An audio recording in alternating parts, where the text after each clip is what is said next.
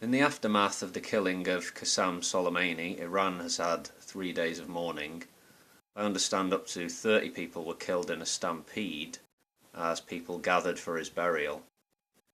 I'll level with you, never heard of this guy until post-fatal drone strike and a lot of the fallout and talk of World War III being imminent.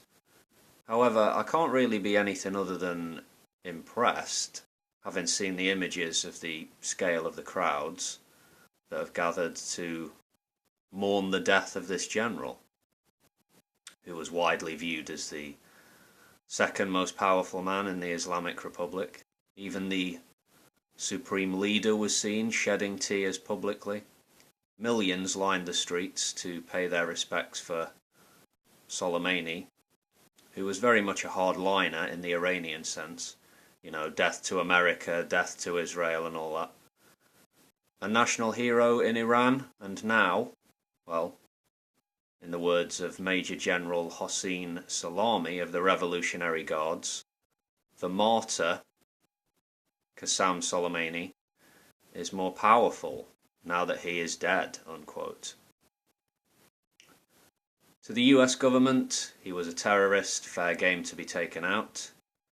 The Iranians are now saying the nuclear deal is off the table, which a lot of European leaders will not be happy to hear.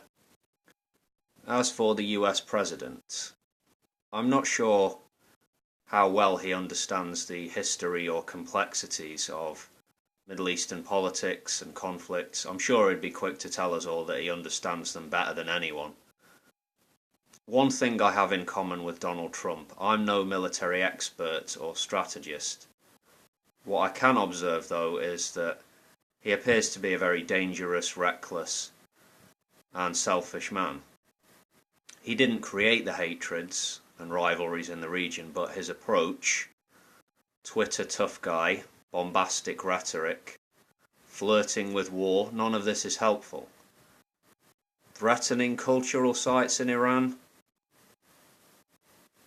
He's clearly under a lot of pressure with the impeachment. I don't believe it's a cynical interpretation to suppose that he has one eye on re-election to office later this year, and in his mind maybe he sees this latest episode with Iran as playing in his favour, as with the killing of Al-Baghdadi.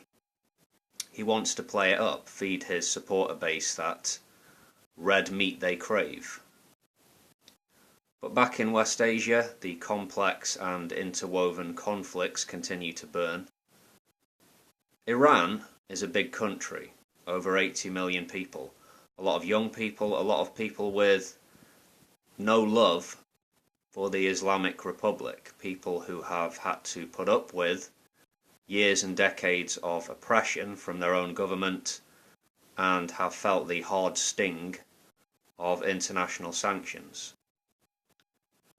Moves like the recent one from Mr. Trump, they not only galvanise the extremists in Iran, who want to marginalise and shut down the more moderate voices, but they endanger more lives in the region, or possibly more lives further afield.